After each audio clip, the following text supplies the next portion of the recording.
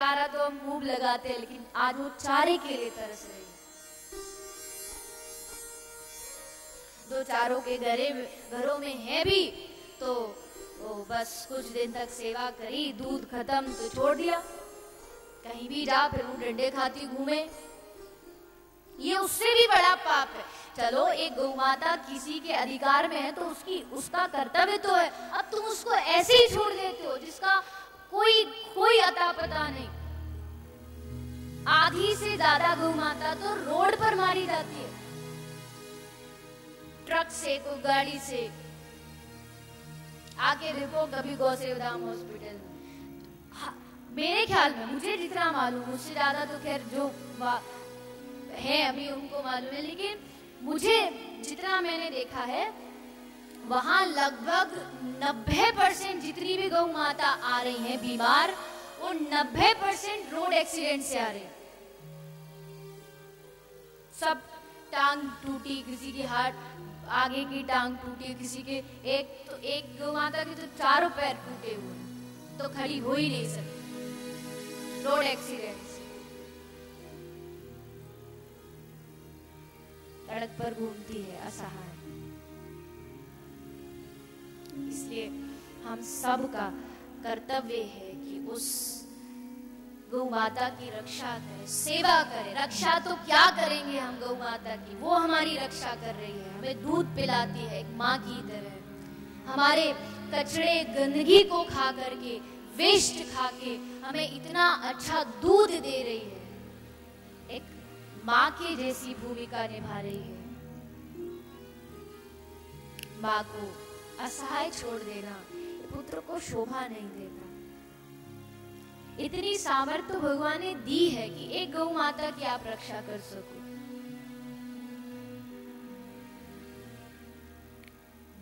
आप सब सुबह सुबह जब अपनी भोजन बनाते हो, रोटी बनाते हो, तो गौ माता को देते हैं आप रोटी? कौन कौन देते? सभी देते? चलो ये तो अच्छी बात है।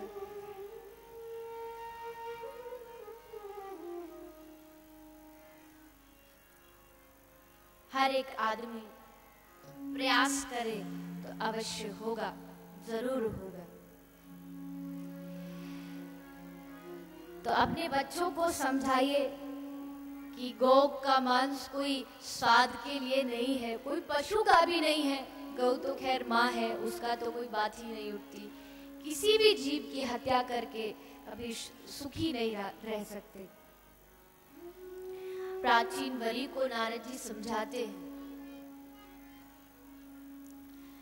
एक उदाहरण भी देते हैं पुरंजन पुरंजनी का, कैसे इसने माया में फंस के भगवान को भुला दिया। तो ये महाराज उत्तानपाद का वंश हुआ। दूसरे राजा हुए प्रियव्रत। प्रियव्रत राजा के बेटे हुए अग्निध्र। अग्निध्र के बेटे नाभि हुए। नाभि के बेटे हुए ऋषभदेव, और ऋषभदेव के बेटे हुए श्री भरत जी महाराज। भरत जी के नाम से हमारे देश का नाम भारत पड़ा। कुछ लोग कहते हैं दुष्यंत पुत्र भरत के नाम से था, जो शांतनु पुत्र दुष्यंत पुत्र थे, शकुंतला के बेटे। बाकी शास्त्रों को मिला जुला के बड़ी बड़ी सभाएं करके सब लोगों ने ज्यादातर निर्णय यही निकाला कि ऋषभदेव भगवान के बेटे के नाम से ही हमारे देश का नाम भारत पड़ा। भारत देश देवता कहते हैं अहो अमीशाम किम कारी शोभनम प्रसन्न एशाम सुजत स्वयं हरि यैर जन्म लब्धम निशु भारताजरे मुकुंद सेवौ पैकम स्पृहाहि। देवता कह रहे प्रभु वो लोग भाग्यशाली हैं जिनका भारतवर्ष में जन्म हुआ है। इन लोगों ने क्या पुण्य किए जो इनको भारत में जन्म मिला। हे प्रभु ऐसी कृपा हम पर कब होगी। भागवत की जो वेद स्तुति है जो देवताओं ने की है, पढ़ के देख। देवता कहते हैं कि हमें प्रभु भारत में जन्म दो। हम भारत में बैठे हैं और वो भी ठाकुर जी की कथा सुन रहे हैं। कृपा है ये भगवान की।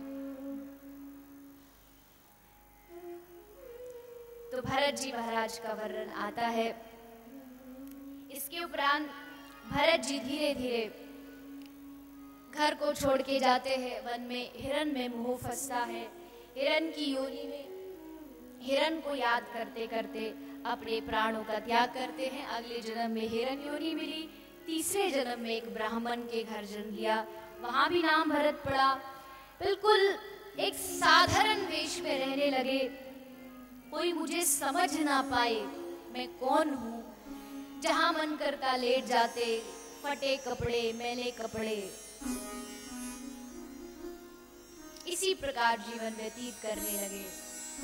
एकनाथ जी ने भगवान से मांगा है, हे प्रभु बस तुम तो इतनी कृपा करो, एक ही वरदान दो कि मैं इस दुनिया में बदनाम हो जाऊं। क्योंकि भगवान संसारियों में बुद्धिमान बनने में मजा है, लेकिन भगवान नाम में पागल बनने में मजा है।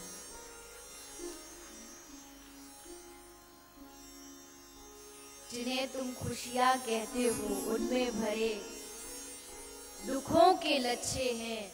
हमें पागल ही रहने दो, हम पागल ही अच्छे हैं।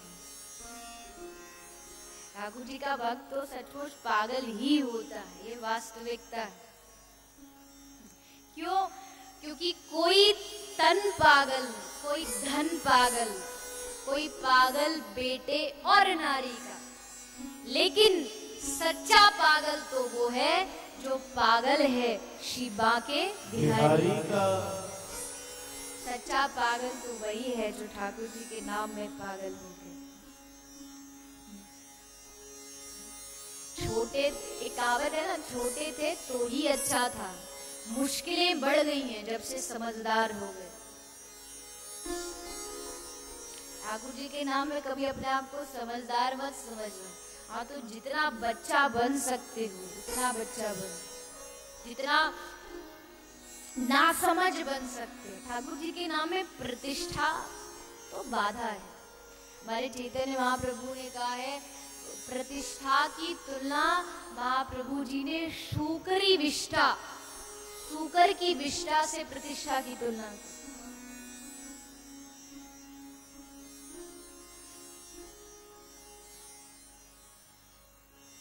पागलों की तरह कहीं वृंदावन की लताओं में, गलियों में पड़े रहो, कोई पूछे भी ना, कोई तुम्हें जाने ना। थोड़ा बहुत भी कुछ जानने लग जाए ना तो बड़ा खतरनाक है। हम तो कहीं मंदिर में भी जाए ना तो ठाकुर जी का दर्शन छोड़ो, बस वही लोग शुरू हो जाते हैं। अरे भैया दर्शन करने आए, यहाँ तो दर्शन तो करने दो, यहाँ तो छोड़ दो। मंदिर में ही पैर छूना शुरू कर देंगे, जबकि शास्त्रों में लिखा है कि भगवान के सामने किसी मनुष्य का पैर नहीं छूना चाहिए, भगवान के मंदिर में तो खास कर नहीं।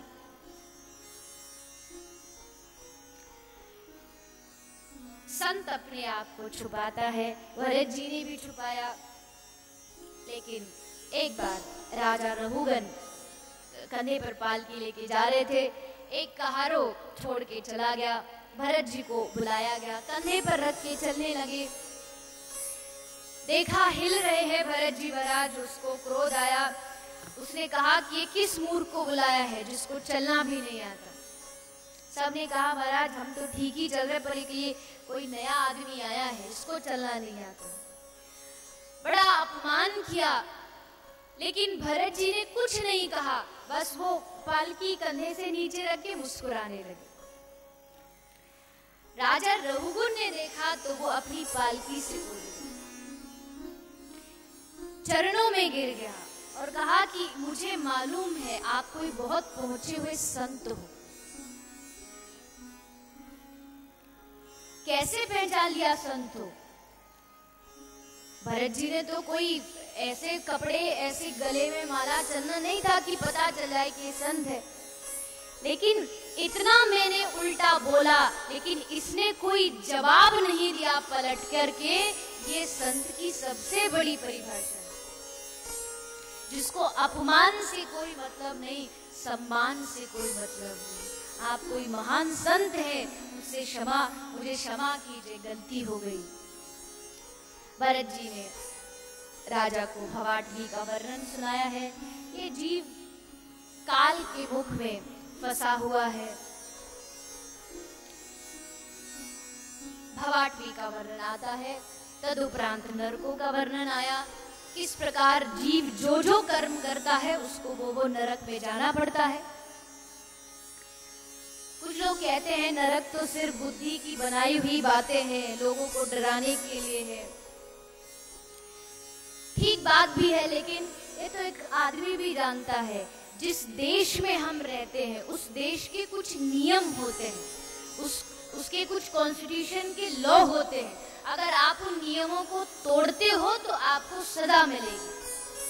तो भगवान की दुनिया के भी नियम है, अगर उन नियमों को हम तोड़ेंगे तो हम दंड के अधिकारी तो बनेंगे ही। अब चाहे तुम उसको नरक कह लो या कुछ भी नाम दे लो, लेकिन दंड व्यवस्था तो है ही है जो दंड देती है। 28 नरकों का वर्णन आया है। जो व्यक्ति जैसा कर्म करता है वैसे नरक में उसका वास होता है। तदुपरांत श्री सुखदेव जी 6वें स्कंद में अजामिल की कथा सुनाते हैं। अजामिल ब्राह्मण था, लेकिन एक दासी के संसर्ग में आने से दूषित हो गया। उल्टे सीधे कर्म करने लगा, चोरी डकैती सब करता है, लेकिन अपने बेटे का नाम नारायण रखा। नारायण नाम जप करता रहा, अनजाने में नारायण नारायण जप करता रहा, और अंत समय में भी उसने नारायण को पुकारा। विष्णु दूत वहां आए और उसकी रक्षा करते। किसी ने पूछा, अंत समय में भगवान नाम हमारे मुख पर कैसे आए? बड़ा सुंदर प्रश्न किया गया। इसका उत्तर श्री जीव गोस्वामी पाद ने लिखा है। श्री जीव गोस्वामी लिखते हैं कि अंत समय में किसके मुख से हरि नाम निकलता है? निरअपराध चित्तानां देहांत काले भगवत स्मृतिर भवति।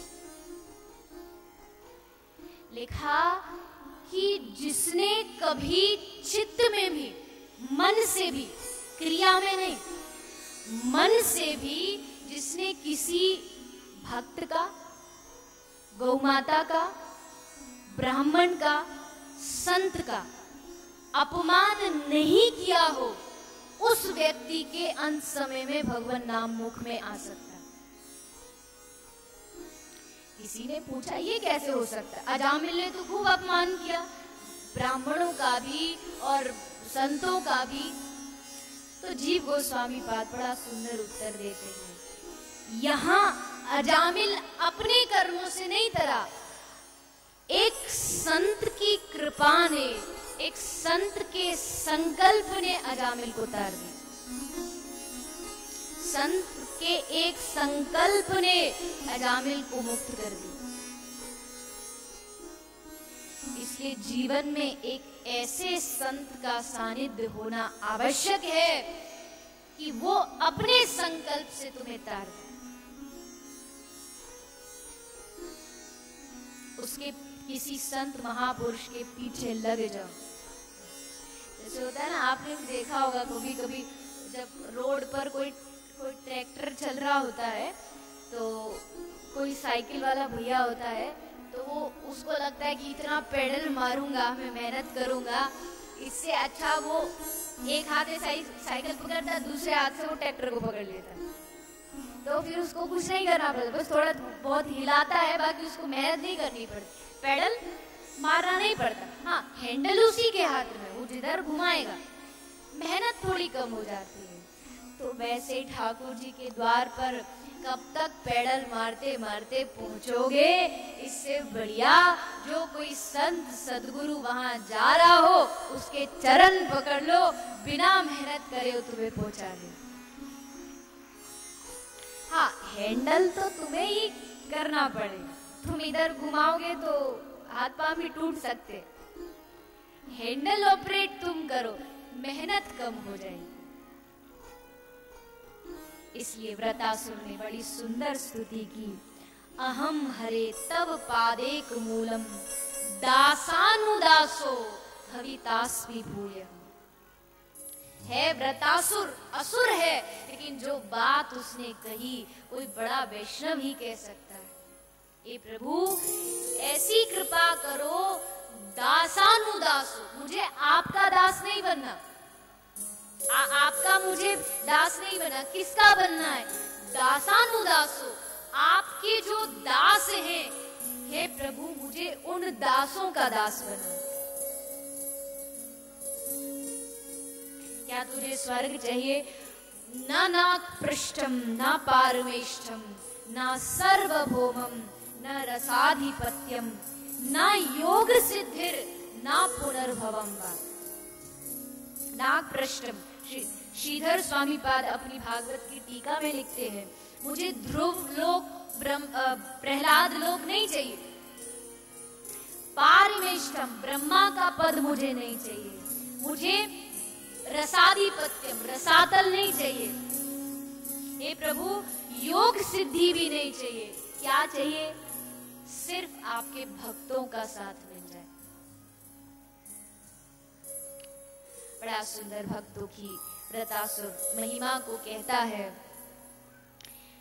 हे प्रभु कुछ भी मत दो, लेकिन अगला जन्म दो, आपके किसी भक्त के घर के स्नान घर की नाली का मुझे कीड़ा ही बना दो, ताकि उसका जब जल ऊपर से स्नान करके नीचे आएगा तो वो जल नहीं गंगा जल बन जाता है। उसके चरणों को स्पर्श करके उस जल में नहा के मेरा जीवन भी धन्य हो जाएगा।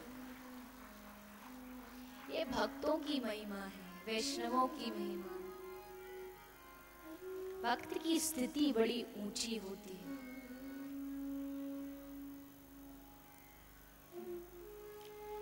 भक्त जरूरी नहीं ब्राह्मण हो।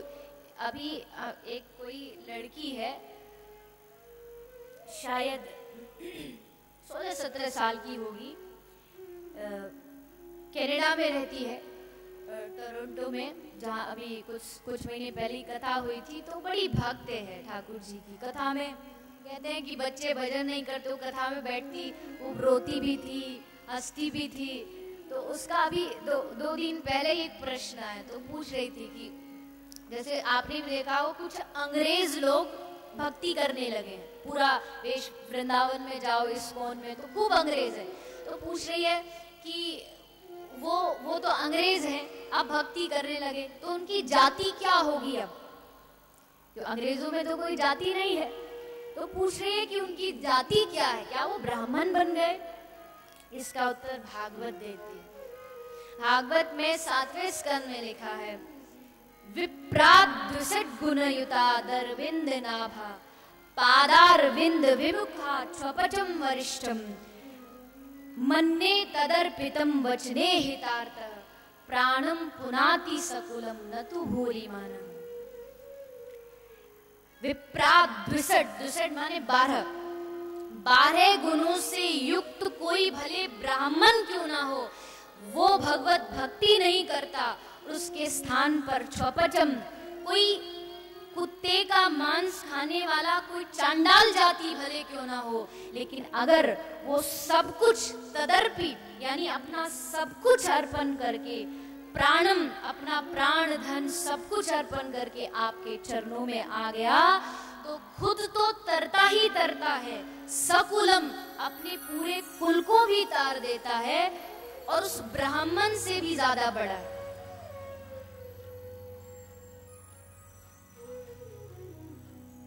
नरसिंह मेहता ने कहा, वैष्णव जन तो तेने कहिए जे पीर पराई जाने रे। और अंतिम लाइन कहता है कि कुल 71 तरता रे, अकेला नहीं तरता भक्त, 71 पीढ़ियों को तार देता है। नरसिंह मेहता का वाक्य। ब्राह्मण से भी, वैष्णवों की कोई जाति नहीं होती, वैष्णव तो वैष्णव होते। तो भक्तों की कथा आई, इसके उपरांत 7वें स्कंद में प्रवेश किया जाता है। श्री प्रहलाद जी महाराज का बड़ा सुंदर दर्शन, उनकी श्रवण और श्री नरसिंह भगवान की स्तुति हम और आप सब करेंगे। नरसिंह भगवान की स्तुति को बड़ा ही महत्व दिया गया है, तो वो आप हम सब श्रवण करेंगे। उससे पूर्व आइए जो 2 मिनट सूचना है उसको श्रवण करेंगे। और सबसे प्रार्थना है अपने स्थान पर ही आप सब बैठे रहेंगे, कोई भी आरती से पहले न जाने की कृपा करें। तो आइए सभी भाव से 2 मिनट के लिए सभी लोग दोनों हाथ उठा लीजिए और जोरदार जयकारा हम सभी लगाएंगे। बोलिए वृंदावन बिहारी लाल की जय। बड़ी ही पावन कथा हम सभी श्रवण कर रहे हैं और उस अद्भुत आनंद को प्राप्त कर रहे हैं जिस तरह देवी जी एक एक प्रसंग को पूरी व्याख्या के साथ समझाती हैं। निश्चय ही बड़ी कृपा है हम सभी पर कन्हैया की कि हम सभी को पूज्य देवी जी का पावन सानिध्य तो प्राप्त हो ही रहा है, साथ साथ देवी जी ने हम सभी भक्तों को ये भी शुभ अवसर दे रखा है कि हम सब भी देवी जी के साथ ऐसे पावन प्रकल्पों में, ऐसी पावन सेवा में जो कि गौवंश के लिए समर्पित है और हम सभी सहभागिता निभा सकते हैं, उस परम सौभाग्य को प्राप्त कर सकते हैं। और ऐसे परम सौभाग्य को जिन भक्तों ने प्राप्त किया है अपनी पावन सेवा राशि, जहाँ गौ सेवा धाम में संचालित बीमार गौ माता के निःशुल्क उपचार के लिए, उनके दवाई के लिए, उनके आहार के लिए, उनके विश्राम के लिए और उन सारी सुविधाओं के लिए समर्पित किए हैं जो गौ सेवा धाम अस्पताल में आवश्यक हैं।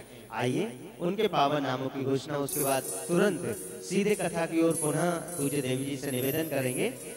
सबसे पहले तो जयपुर राजस्थान की धरा पर विराजने वाले श्रद्धालुजन श्रीमती क्षमा करें श्री शीला प्रेम तमोदिया जी हैं, जो कि जयपुर से दवाई सहयोग करते हुए 5100 रुपए की राशि समर्पित कर रही हैं। जोरदार तालियों से अभिवादन करें और निवेदन कि अति शीघ्र मंच पर आ जाएं, पूज्य देवी जी से आशीर्वाद ग्रहण करें। साथ ही साथ श्री बाबूलाल जी जय अम्बे नगर जयपुर से दवाई सहयोग हम तक पहुंचा है और यदि यहाँ उपस्थित हैं तो अति शीघ्र मंच पर आ जाएंगे। आस्था टेलीविजन के माध्यम से ये संपूर्ण कथा न केवल भारतवर्ष बल्कि संपूर्ण विश्व तक पहुंच रही है और जो जहां विदेशों की धरा पर भी जो भक्त लोग विराजमान हैं वहीं से अपने भारतीय संस्कारों की सुगंध हम तक पहुंचा रहे हैं। मैं बहुत धन्यवाद देना चाहूंगा पूरे ट्रस्ट परिवार की ओर से आप सभी दानदाता भामाशाहों को। और कुछ ऐसे ही पावन नाम है भगवती देवी टोरंटो कनाडा से, ये टोरंटो कनाडा में अभी विराजमान है और वहीं से $141 की राशि सेवा राशि गौ सेवा धाम में समर्पित कर रही हैं। जोरदार तालियों से, आपकी तालियों की आवाज इस तरह आना चाहिए कि टोरंटो तक आपकी ये करतल ध्वनि पहुंचे। साथ ही साथ कुणाल पटेल जी हैं एवं भूमि पटेल जी जो कि यूएसए में विराजमान हैं और वहीं से $251 की राशि समर्पित कर रही हैं। जोरदार तालियों से अभिवादन करें। एक और पावन सी घोषणा न्यू जर्सी से हम तक पहुंची है। प्रमिला बहन पटेल न्यू जर्सी से $101 की राशि गौ सेवा धाम में समर्पित कर रही हैं। बहुत बहुत धन्यवाद। जो विदेशों की धरा पर विराजे हैं लेकिन फिर भी अपने भारत की माटी की जो सुगंध है, अपने सच्चे सपूत होने का वो ये साक्षात प्रमाण दे रहे हैं। बहुत बहुत धन्यवाद। श्रीमती सरला यादव जी गुड़गांव से 25,000 रुपए की राशि गौ सेवा धाम में बीमार गौ माता के इलाज के लिए, दवाई के लिए, औषधि के लिए समर्पित कर रही हैं सरला यादव जी। बहुत बहुत धन्यवाद आपके पूरे परिवार के लिए। श्री नरवीर सिंह जी गढ़ी गुड़गांव से एक गाड़ी जो चारा की होती है वो समर्पित करते हुए 11,000 रुपए की राशि समर्पित कर रहे हैं। जोरदार तालियों से अभिवादन करें। साथ ही साथ रमन पांडे जी कानपुर से 5,000 रुपए गुप्तदान के रूप में, छत्तीसगढ़ से 5,000 रुपए की राशि समर्पित की गई है। कुलदीप सैनीवाल जी जयपुर से 5,001 रुपए की राशि 5,001 रुपए गुप्तदान के रूप में समर्पित कर रहे हैं। जो भी सज्जन है बहुत बहुत धन्यवाद। राजवीर सिंह जी लखनऊ से 5,100 रुपए। सविता जी हैं अपने बेटे के जन्मदिन के उपलक्ष्य पर, आज इनके बेटे का जन्मदिन है और उस उपलक्ष्य पर जिला टोंक राजस्थान से 5,001 रुपए की राशि समर्पित कर रही हैं। बेटे का नाम तो नहीं बता पाए लेकिन पूरे ट्रस्ट परिवार की ओर से जन्मदिन की हार्दिक शुभकामनाएं। नारायणी देवी जी हैं सिलीगुड़ी पश्चिम बंगाल से 5,000 रुपए की राशि गौ सेवा धाम में समर्पित कर रही हैं। अजीत वर्मा जी दिल्ली से दवाई सहयोग, तनीषा सेन जी राजस्थान से दवाई सहयोग कर रहे हैं। कथा के बाद भी यदि आपके मन में ऐसी कोई पावन प्रेरणा जागृत होती है, आज कल या जब भी आपके परिवार में कोई पावन प्रसंग है, तो मैं आपको बता दूं कि गौ सेवा धाम में जो भी अभी शेष निर्माण बाकी है, उसके लिए यदि आप चाहें तो निर्माण में भी अपना सहयोग समर्पित कर सकते हैं। और वैसे भी ऐसा कोई दिन नहीं जाता जब कोई ऐसी बीमार गौ माता की सेवा करने के लिए हम लोगों को ना मिले।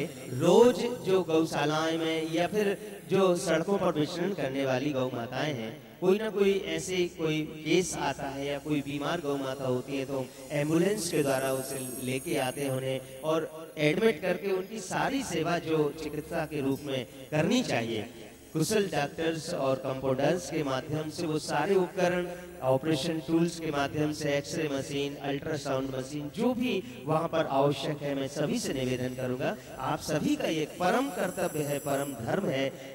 जरा सोचिए, पूज्य देवी जी ने इतनी छोटी उम्र में इतना बड़ा पावन संकल्प लिया। उस वक्त ये नहीं सोचा कि कैसे होगा, कब तक होगा, लेकिन जब कन्हैया की, राधा रानी की और गौ माता की कृपा हुई तो हम सभी इस संकल्प को पूरा करने में सार्थकता महसूस कर रहे हैं। और आप सभी से भी निवेदन, जो अभी तक विचार कर रहे थे कैसे करें, कितना करें, ये सब बिल्कुल ना सोचे, बस आपके टेलीविजन स्क्रीन पर जो हमारे ट्रस्ट के सेवा नंबर्स फ्लैश किए जा रहे हैं, उन पर तुरंत संपर्क करें और जो जितने समर्थ हैं, जो जितने सक्षम हैं, अपनी पावन सी सेवा राशि गौ ग्रास के लिए जरूर निकालें और गौ सेवा धाम तक पहुंचाएं। आइए एक निवेदन करते हुए कि कथा के बाद भी, कल सुबह भी, कथा के पहले भी आपके मन में जब ऐसी कोई प्रेरणा आए, तुरंत फोन उठाइए ताकि कल कथा की शुरुआत में ही आपके पावन नाम और आपकी घोषणा आप तक पहुंचा सके। आइए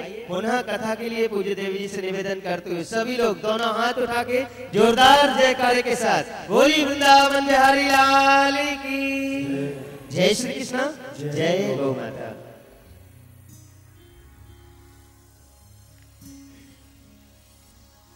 आइए सभी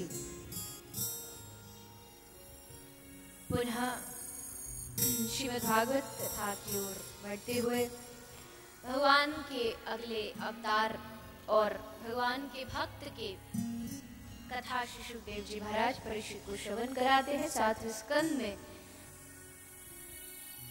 एक हिरण्यकश्यपु नाम का दैत्य, जिसने श्री ब्रह्मा जी को प्रसन्न करके 6 वरदान मांगे हैं। विचार किया 6 वरदान मिल चुके हैं, अब मेरी मृत्यु असंभव है, कोई मनुष्य मुझे मार सकता नहीं, किसी पशु से मर सकता नहीं, 12 महीने में किसी में मरूंगा नहीं, तो अब कौन मारेगा। मन में विचार ठान लिया, लेकिन भगवान ने उसी के घर एक परम भक्त का प्रागट्य कराया, नाम है श्री प्रहलाद महाराज। श्री प्रहलाद जी, जिनको पिता प्रयास करता है कि इसको भक्ति से रोका जाए, खूब प्रयास करता है, लेकिन प्रहलाद जी भी ठान लेते हैं कि प्रभु की भक्ति से पीछे नहीं हटूंगा, चाहे उसके लिए कितना भी दुख सहना पड़े, कितने भी कष्ट सहने पड़े। परीक्षित जी को श्री सुखदेव जी कहते हैं, कभी प्रहलाद को पर्वत से गिराया जाता है, कभी प्रहलाद को किसी सर्प उसके कारागृह में छोड़ दिया जाता है, कभी भुआ होलिका आकर के उसको अग्नि में लेके बैठ जाती है। हर प्रयास असफल होता गया, हर कदम पर भगवान उसकी रक्षा करते गए। एक दिन हिरण्यकश्यप भी थक जाता है, कब तक प्रयास करूं, कब तक इसे मारने की कोशिश करूं, हर बार बच जाता है। हे प्रहलाद, तेरा भगवान, तेरा हरि रहता कहाँ है। हे पिताजी, जले विष्णु, स्थले विष्णु, विष्णु पर्वत मस्तके, मेरे भगवान जल में है, आकाश में है, पाताल में है, हर स्थान पर है, जहां तुम देखोगे वहां है। क्या तेरा भगवान इस खम्भे में भी है। हाँ पिताजी, मेरा भगवान खम्भे में भी है। हिरण्यकशिपु ने गदा लिया, सामने जो खंबा है उस खंबे पर जोर से गदा प्रहार किया, खंबे से स्वयं श्री नरसिंह भगवान का प्रागट्य हो जाता है। बोलिए श्री नरसिंह भगवान की जय। हारते हुए, ताल ठोकते हुए विकराल जिनका स्वरूप है, अपने भक्त की इतना बड़ा भक्तापराध हिरण्यकशिपु ने किया। क्रोध में प्रभु हिरण्यकशिपु को गोदी में बिठाते हैं, अपने नख नाखून से प्रभु हिरण्यकशिपु का पेट फाड़ देते हैं। हिरण्यकशिपु का उद्धार किया गया। प्रभु के क्रोध को शांत करने के लिए प्रहलाद जी आए। सभी देवता और